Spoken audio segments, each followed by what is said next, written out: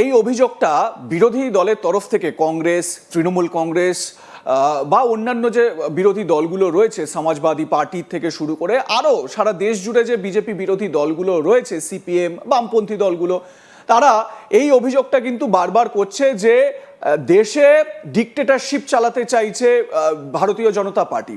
তারা সংবিধান বদলে ফেলতে চাইছে, সংবিধান পাল্টে ফেলে এমন একটা কিছু করতে চাইছে যাতে বিজেপির বিরুদ্ধে আর আওয়াজ তোলাই যাবে না। এই রকম একটা বক্তব্য কিন্তু বারবার করে বলা হচ্ছে বিরোধী দলগুলোর তরফ থেকে। এবারে প্রশ্ন হচ্ছে যে এই তথ্যগুলো কেন আসছে। তার কারণ যখনই এই যে এক দেশ এক আইনের কথা আসে বা ইউসিসির কথা আসে, আপনারা জানেন যে আমাদের রাজ্যে পশ্চিমবঙ্গ বিধানসভাতেও এই ইউসিসি খুব জলদি পেশ করা হতে চলেছে, এই বিল পেশ করা হতে চলেছে এবং ইউসিসি লাগু হবে রাজ্যে, এই রকম একটা তদবির কিন্তু করা হচ্ছে। ঠিক এই জায়গা থেকেই যখন এই এক দেশ এক নির্বাচনের কথাও চলে আসে বা এক দেশ এক ইলেকশনের কথাও যখন চলে আসে, তখন বিরোধী দলগুলো বারবার করে বলতে চাইছে যে কেন এই ব্যবস্থা, কেন এই রকম একটা জায়গা। বিরোধী দলগুলোর বক্তব্য হচ্ছে যে ভারতে যে বহুদলীয় যে ব্যবস্থা রয়েছে, সেই বহুদলীয় ব্যবস্থাকে একেবারে খতম করে দেবে এই এক দেশ এক নির্বাচন বা এক দেশ এক আইনের মতন যে নিয়মগুলো বা আইনগুলো পারিত করতে চাইছে বিজেপি, তার সেগুলো। এবারে বিষয়টা হচ্ছে যে আমরা জানার চেষ্টা করব যে এর নেপথ্যে কি রয়েছে। আমাদের দেশে কি সংবিধান সংশোধন হয়নি? প্রশ্ন হচ্ছে এখানে, আমাদের দেশে কি সংবিধান সংশোধন হয়নি? প্রশ্নের উত্তর হচ্ছে যে হ্যাঁ, হয়েছে। এখনো পর্যন্ত স্বাধীনতার পর থেকে এখনো পর্যন্ত মোট 106 বার সংবিধান সংশোধন হয়েছে। এবং যেটা মানে কেন্দ্রের যে স্বরাষ্ট্রমন্ত্রী, কেন্দ্রীয় স্বরাষ্ট্রমন্ত্রী, তিনি পার্লামেন্টে দাঁড়িয়ে একেবারে অন রেকর্ড একটা কথা বলেছেন যে কংগ্রেস 55 বছরের শাসনে 77 থেকে 80 বার, তিনি স্পেসিফিকভাবে 77 বার বলেছেন।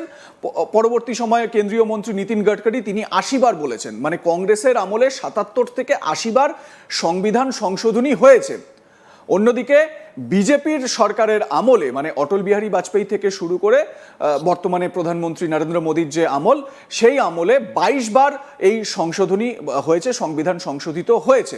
আমরা স্পেসিফিক কিছু বিষয় একটু তুলে ধরবো, গ্রাফিক্স প্লেটের মাধ্যমে আপনাদেরকে একটু তথ্যগুলো তুলে ধরি। যে কথাগুলো আমরা বলছি তার সপক্ষে আমরা কিছু ডেটা তৈরি করেছি, একবার দেখাবো।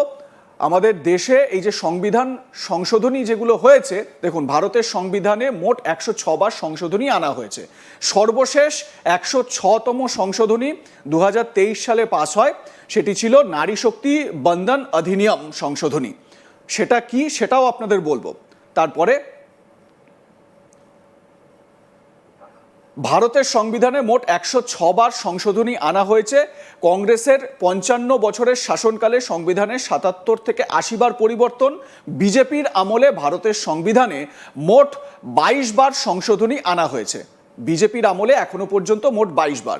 আচ্ছা, প্রধানমন্ত্রী ইন্দিরা গান্ধীর আমলে কয়েকটা স্পেসিফিক সংশোধনী যেগুলো উল্লেখ না করলেই নয়, সেগুলো আপনাদের সামনে তুলে ধরি। 1971 24তম সংশোধনী, ইন্দিরা গান্ধী প্রধানমন্ত্রী। সংসদকে, ভালো করে বুঝবেন, সংসদকে নাগরিকদের মৌলিক অধিকার খর্ব বা সংশোধন করার ক্ষমতা, এটা একটা দিক যেটা নিয়ে উত্তাল হয়ে গিয়েছিল সেই সময় ভারতের জনমানসের মধ্যে, একটা বলা যেতে পারে ভীতি চলে এসেছিল। তারপর 1976 42তম সংশোধনী, সেইখানে কি বলা হয়েছিল, সেখানে জরুরি অবস্থার সময় করা এই সংশোধনীকে মিনি কনস্টিটিউশন বলে আখ্যা দেওয়া হয়েছিল।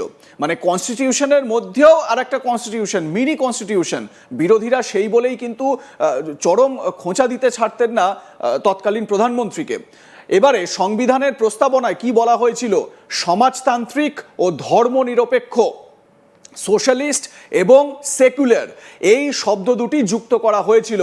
আমাদের সংবিধানের যে প্রিয়াম্বেল, তাতে কিন্তু এই সমাজতান্ত্রিক বা ধর্মনিরপেক্ষ, আমরা মানে যখনই দেখি না প্রিয়াম্বেলটা, we the people of India, তারপরেই কিন্তু এইখানে এই যে সমাজতান্ত্রিক বা ধর্মনিরপেক্ষ কথাটা যুক্ত করা হয়েছিল ইন্দিরা গান্ধীর সময় 1976-এ।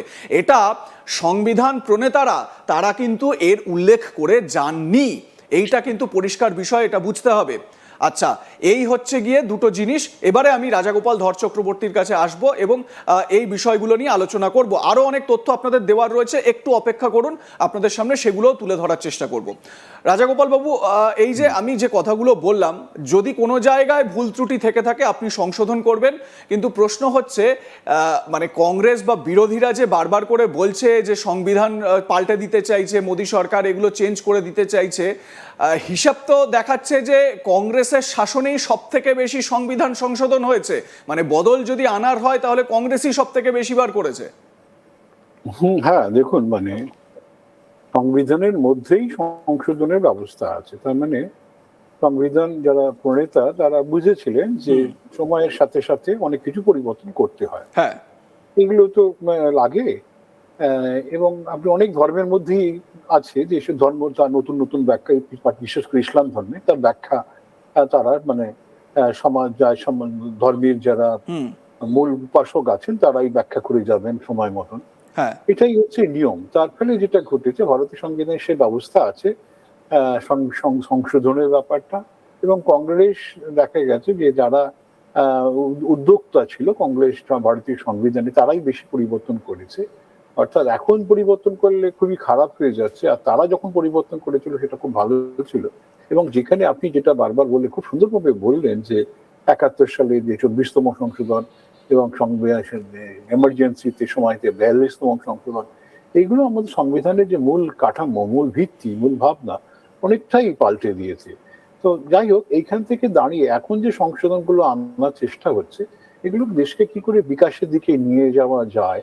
সংবিধান যখন তৈরি হয়েছিল, ভারত একটা শক্তিশালী দেশ ছিল।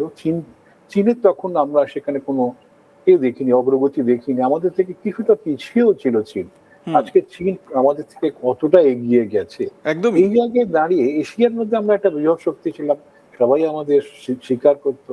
আমাদের ঐতিহ্যের জন্য নয়, তখন যে অবস্থা ছিল অনেকেই মনে করতো ভারত একটা শক্তিধরদের এশিয়ার, এই দক্ষিণ এশিয়ার মধ্যে। কিন্তু অনেকটাই চীনের আবির্ভাবের ফলে, চীনের এই অগ্রগতির ফলে আমরা অনেকটাই ব্যাকফুটে রয়েছে কিছুটা। তবে চেষ্টা চলছে কি করে এগিয়ে যাওয়া যায়। কারণ এই বিকাশ এগিয়ে নিয়ে যেতে গেলে সংবিধান যাতে কোনো ধরনের বাধা না আসতে পারে, সেই চেষ্টাই চলছে। এবং এর মধ্যে যে ধরনের পরিবর্তনের কথা বলা হয়েছে, তাতে আপামর মানুষের যে মৌলিক অধিকার, সেগুলো কিন্তু একটাও হস্তক্ষেপ করা হচ্ছে না। কেননা সবাই মনে করা হচ্ছে যে এই মানুষের মৌলিক অধিকার যদি না থাকে, মানুষ যদি তার নিজের বক্তব্য না রাখতে পারে, তাহলে ভারতবর্ষের যে ঐতিহ্য, এটা হচ্ছে বহু বহু চিন্তার ভাবনা, নানা ভাষা, নানা মত, নানা পরিধান, এটাই হচ্ছে ভারতবর্ষ। পৃথিবীর বহু দেশে একটা ভাষাতেই চলে, একটা জিনিস নিয়ে চলে। কিন্তু আমাদের মধ্যে বিচিত্রতা, আমাদের এতটাই একটা বড় জিনিস, ভিন্ন মত। হ্যাঁ, তাহলে বিচিত্রতার মধ্যেও যে একটা একতা থাকা যায়, ওয়ান নেশন এবং one flag, one chief, one election, এই যে ভাবনাগুলো, এগুলো তো বিচিত্রতার সঙ্গে কোনো জায়গায় আপোষ করছে না।